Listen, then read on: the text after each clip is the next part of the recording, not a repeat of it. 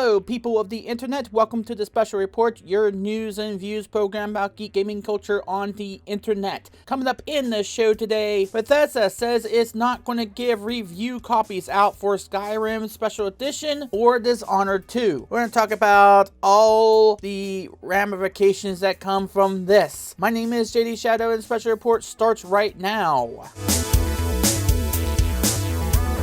Bethesda has recently announced on their official website that they do value media reviews, but they are not going to give out review copies for either Skyrim Special Edition or for Dishonored 2 until one day before its official street release date. According to Gary Steinman, the global content lead of Bethesda Game Studios, they said on a press release, quote, "At Bethesda, we value media reviews. We read them, we watch them, we try to learn from where they offer critique, and we understand the value to our players. Earlier this year, we released Doom. We sent review copies to arrive the day before launch, which led to speculation about the quality of the game. Since then, Doom has emerged as a critical and commercial hit, and is now one of the highest rated shooters of the past few years. With the upcoming launches of Skyrim Special Edition and Dishonored 2, we will continue our policy of sending media review copies one day before release. While we continue to work with media, streamers, and YouTubers to support their coverage, both before and after release, we want everyone, including those in the media, to experience our games at the same time. We also understand that some of you want to read reviews before you make your decision, and if that's the case, we encourage you to wait for your favorite reviewers to share their thoughts. Skyrim Special Edition releases globally on October 28th for PlayStation 4, Xbox, and PC, while Dishonored 2 releases globally on November 11th for PlayStation 4, Xbox One, and PC. Now, this, in a way, is a double-edged sword when you talk about the differences between having everybody be on a level playing field and the issue with pre-orders and making sure that everybody gets their fair share of profits from the pre-order stuff, like the pre-order bonuses, and making sure that they get the day one release sales from those games. And that has gained some controversy in regards to the gamers that buy into a game on day one, then get it, and then figure out that the game was all hype and really no substance. We've seen what happened with No Man's Sky and the controversies that continue to surround that game, and what continues to be a case of Hello Games did not exactly say the honest truth about what was going to happen with the features that were going to be in that game. In the case of Bethesda, Doom was released, as they had said, one day before release date for the review copies, and it seems as though that didn't exactly affect them. Doom was critically acclaimed. It was really good as far as everybody was concerned. However, this seems to be sort of a double-edged sword, as I said. Here's the problem with this as far as that's concerned. This could be, for gamers, a case of, okay, now they're really trying to make sure they get day one pre-order sales out of their games, and they have better chances in order to deceive customers and deceive people who want to just figure out whether or not a game is good or not before they go up and pick it up or pre-order it or what have you. This goes into a behavior that we keep pre-ordering games without knowing what the hell we're buying into. We keep buying into the hype. We keep buying into what people say about the game before we even get any critical reception or critical response about said game.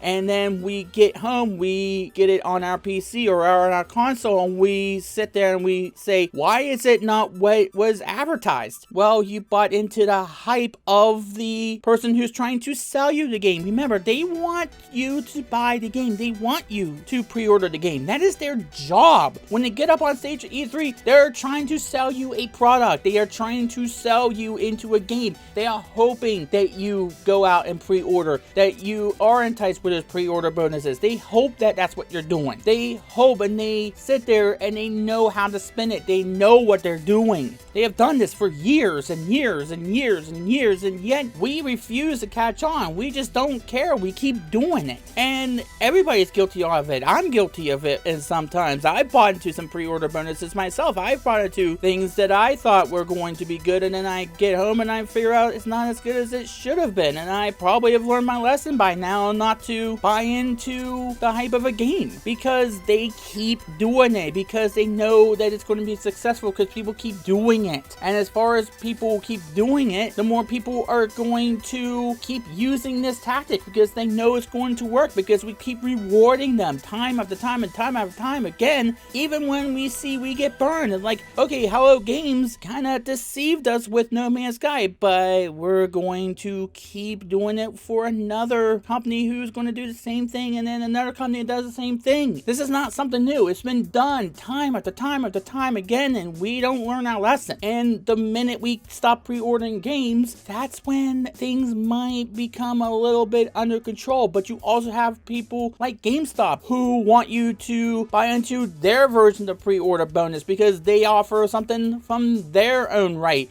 because they get a piece of that pie, they get some of that profit, they get a cut of that check. They too want you to pre-order a game. They also want you to do that because, yeah, like I said, that's something that benefits them as well. So you have more than one person telling you, pre-order this game, and you don't have enough voices. Yes, Total Biscuit is one of those voices say stop pre-ordering games, but as much as he is such a powerful figure in the video game industry, he is just one person, and there's just so much one person can do when they're faced with a mob telling you to pre-order a game, and here, we'll give you this, or here, we'll give you that. Stop doing that. The best way in order to say, hey, he's a awesome advocate for the video game marketplace is to listen to him. He's not just blowing hot air here. He's telling you exactly what he's meaning because he has experienced it. And everybody who keeps telling you to stop pre-ordering games, they have been burned before. It's giving you no benefit for somebody to keep saying stop pre-ordering games if you don't listen to them, you don't take their advice. That's just the way the world works. And if you stop doing it, you stop rewarding companies for doing that to you, they will get the message. But there needs to be more people to give that message. There needs to be more people in order to say stop pre-ordering games. Because if you have just one person saying it and everybody else saying, oh, that's fine, it's fine, you know what? It's going to drown out the one person, however loud it is, that's telling you to stop doing it. So stop doing it. It's just that simple. And yet we make it harder than it has to be. And I don't get that. I don't get at all why it is so hard for people to do certain things, certain simple things anymore, like stop pre-ordering video games or stop feeding into drama that happens anymore. But there is another side to this. Remember when I said that Doom was critically appraised? And the way Bethesda is wording this, they're saying that they are going to support the independent journalists. They're going to keep supporting YouTubers and Let's Players the way they always have been. This might be a cause to saying that they do not trust the video game media. And this is the other side of this story. Remember, no matter how flat a pancake is, it always has two sides. And this is the other side of this, is that we have seen how untrustworthy the video game media has become, especially with places like Kotaku and Polygon, but that is not limited to them. The video game media right now has had a problem with transparency and the way in bias in their coverage and in their reviews. We have seen that for years and years and years now. It has not been something new there either. And Bethesda is probably seeing the writing on the wall that people do trust YouTubers and Twitch streamers who are not bound by any puppet strings to better cover their games more than somebody from Kotaku or Polygon.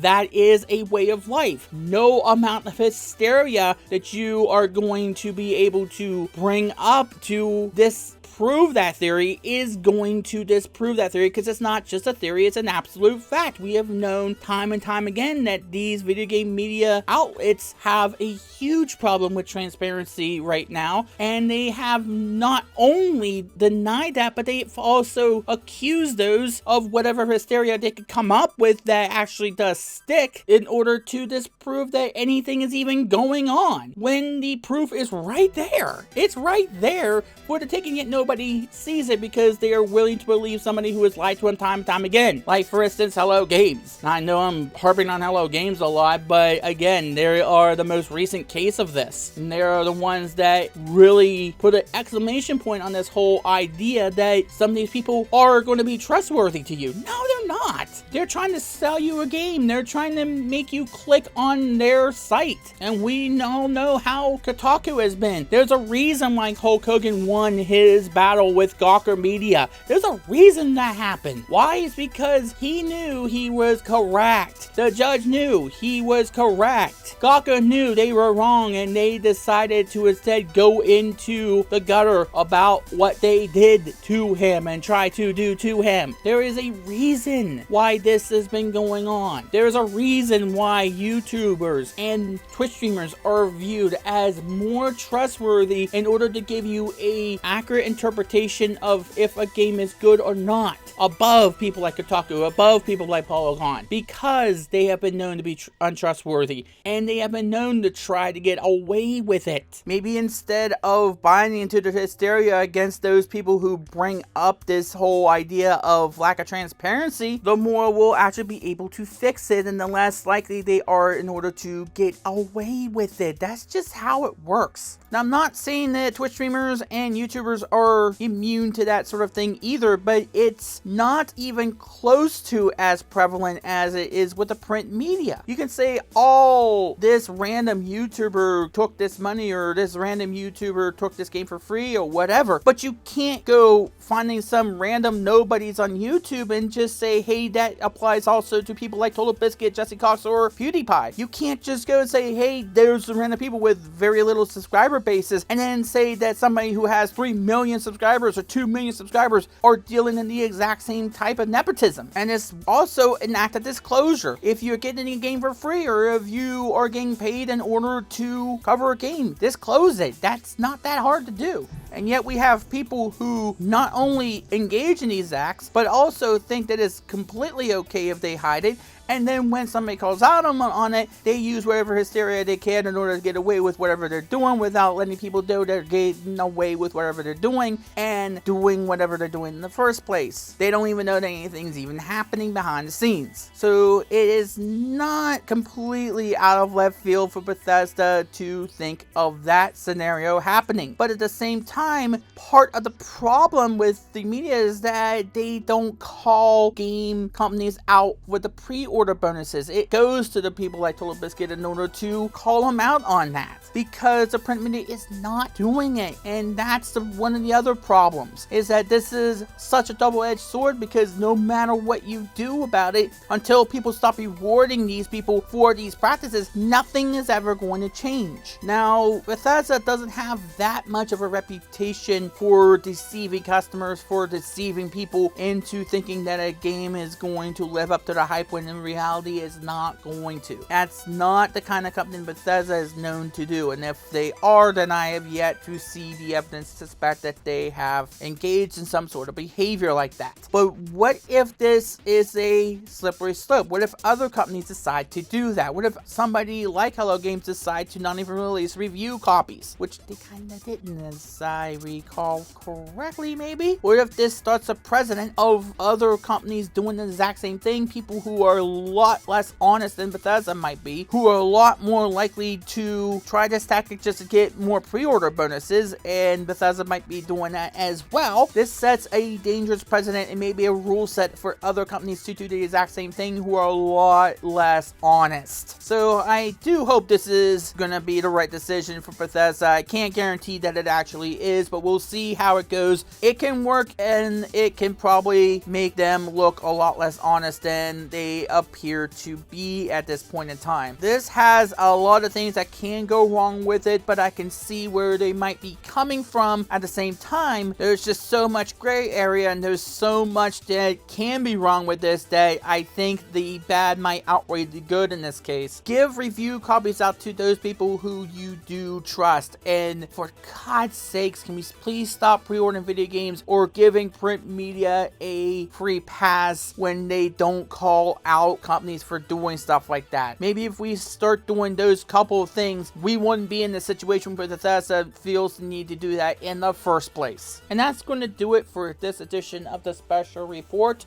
I thank everybody for watching. Before I go though, a few short notifications. First of all, I do know that the Nintendo Switch did come out. I was bedridden by an abscessed tooth that was hurting like an absolute bitch, so I could not exactly get a video out about that in time, so I might be covering that in another edition of Special Report that does deserve its own place, so please be aware of that. I might be doing a video on that in the coming days. Please be tuned for that. Also, I do realize that I haven't been putting out many videos lately. That is, again, a fault of my own. I will try to be more productive in the future. I have a good bit of games that I need to get through still, so I want to get back to playing those, and also I do want to get back to watching Log Horizon and Miraculous Ladybug, so that is something that is going to be on the horizon. Finally, you may have noticed that there is a more simplified overlay for the Special Report. I had tried for a while to think of ways in order to simplify the layout so there's not as much clutter, that it's focused more on the information rather than the design choice I had. Please tell me how you like it. If it needs change or whatever, I can do what I am able to in order to better streamline things, to make things more readable, and to focus more on the actual stories that are being addressed. That is always my goal. That is always something that I wanted to try to accomplish and to improve on